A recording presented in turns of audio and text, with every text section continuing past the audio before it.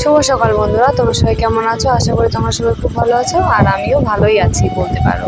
তো দেখো, সকালবেলাটা শুরু করলাম মনুর এক কাপ চা নিয়ে। আর এখানে দেখো, এই যে এটা বসে আছে, পুচকু বুড়াটা বসে আছে।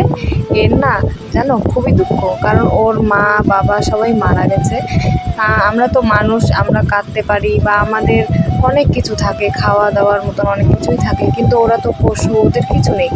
আর আমার একটা যা আছে, যে জাটাকে তোমরা এই ব্লগেই দেখতে পাবে, আর ও না পশু পাখি বলো খুবই ভালোবাসে। তো সেই জন্য ওর একটা ছবি তুলে নিলাম আর তোমাদের সাথে সেটা শেয়ার করে দিলাম। আর ওর মা না অ্যাক্সিডেন্টে মারা গেছে, যেহেতু আমাদের রাস্তাটা একদম বাড়ির পাশেই, সেই জন্য ওর মাটা আর ওর ভাই বোন আরও ছিল, সবাই কিন্তু অ্যাক্সিডেন্টেই মারা গেছে।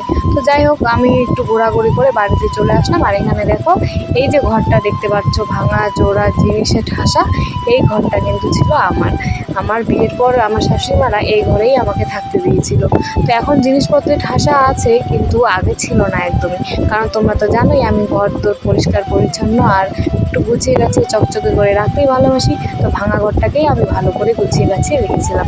আর তারপরে চলে আসলাম বা এদিকে দেখো, তনুবুড়িকেও বাইরে নিয়ে এসেছি। আর আমার যা মুড়ি মাখলো, মুড়ি মেখে দিল আমাদেরকে। আমরা এখন মুড়ি খাবো, সেই জন্য সকালের ব্রেকফাস্ট এটাই। আর সকালে তো চা বিস্কুট খাওয়া হয়ে গেছে। আর এটা দিয়ে দিলাম ভাইকে। তো দেখো, মাংস নিয়ে আসলো। আর এই যে আমার যা রসুন ছিলছে। এখানে দেখো কি করছে এরা, তো লাইট দে তো। জায়ের ঘরে এরা সবাই মিলে খেলছে তনুকে নিয়ে। তনু অনেকদিন পর এসছে, ওই জন্য কত খুশি সবাই। এই যে তনু একটু খেলছে ওদের সাথে, শুনো কি বলছে।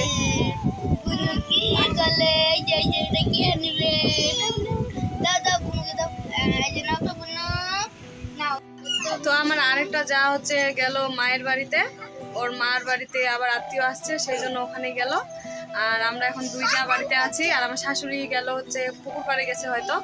তো চলো এখন হচ্ছে একটু রসুন টসুন ছিলবো, মাংস নিয়ে এসছে ওই জন্য।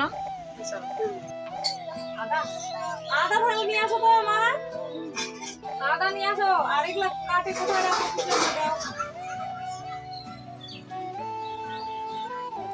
মিষ্টি কুমড়াটা ঘাটি বানাবো, তারপর দেখো আমরা এখানে সবজি কাটতে বসে পড়েছি। আর শাশুড়ি মা আমাকে একটা মিষ্টি কুমড়ো দিয়ে গেল, তো সেটাই আমি এখন কাটছি। আসলে শাশুড়ি মা হচ্ছে মাংস খায় না, তো সেই জন্য। আর দুই যা মিলে কত গল্প করছি, যেন কতদিনের গল্প জমে আছে। সবার সঙ্গে মিলেমিশে কাজ করার মজাটাই আলাদা, তাই না বলো?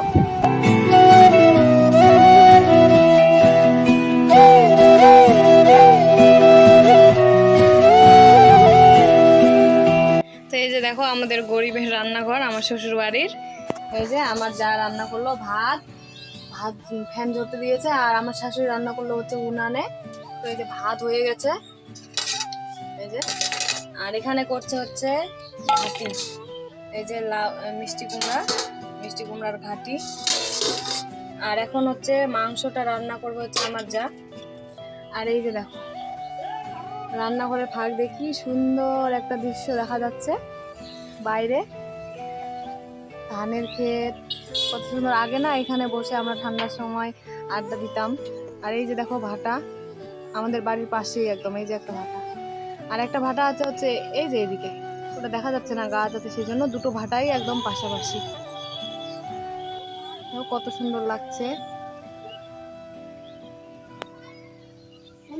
তারপর চলো তোমাদেরকে দেখাচ্ছি কোথায় মাংস রান্নাটা হচ্ছে। আমার যা হচ্ছে গ্যাসের মধ্যে ভাতটা রান্না করলো, আর মাংসটা উনুনেই রান্না করছে, যেহেতু অনেকটা মাংস। তো গ্যাসে রান্না করলে তো একটু সময় লাগবে, সেই জন্য উনুনের মধ্যেই রান্না করছে। আর এখানে উনুনের মধ্যে রান্না করতে হলে আমরা এখানেই রান্না করি। দেখো এখানে আমি পাগলের মতন বকে যাচ্ছি, তোমরা কি কিছু শুনতে পাচ্ছ? আসলে আমি এত আস্তে কথা বলছিলাম যে এডিট করতে বসে আমি নিজেই শুনতে পাচ্ছিলাম না, সেই জন্য সাউন্ডটা মিউট করে দিয়েছি। তো আমি এখানে বসে তোমাদের বলছিলাম যে এত গরম, ঘরের ভিতর থাকা যাচ্ছে না, যেহেতু টিনের ঘর সেই জন্য। তো ওই জন্য আমি ওখানে বসেছিলাম। আর তনু তো একদমই ঘুমাচ্ছিল না। আর তারপরে খাওয়া দাওয়া শেষ করে তারপর বিকেলবেলা আমরা বেরিয়ে পড়লাম বাড়ি যাওয়ার জন্য। তো চলো একবার বাড়ি যাওয়া যাক। দেখেছো আমার কাণ্ড কি অবস্থা, এডিট করতে বসে দেখতে পাই যে আমি এভাবে ফোনটা ধরে ভিডিও করেছিলাম। তো আমার জ্ঞানই থাকে না যে কিভাবে ভিডিওটা মানে ভুলে যাই আর কি এক কথায়। তো এত সুন্দর দৃশ্যটা তোমাদের সাথে শেয়ার করবো না সেটা তো হতে পারে না। দেখো তনুকে বাড়ি এনে দোলনায় শুয়ে দিয়েছে, ও কতটা খুশি হয়েছে, ভীষণ খুশি হয়েছে। ওর দোলনায় উঠে এতটাই অভ্যাস হয়ে গেছিলো, তো সেই জন্য ওখানে কান্নাকাটি করছিল, আর বাড়ি এসে কত খুশি হয়ে গেছে।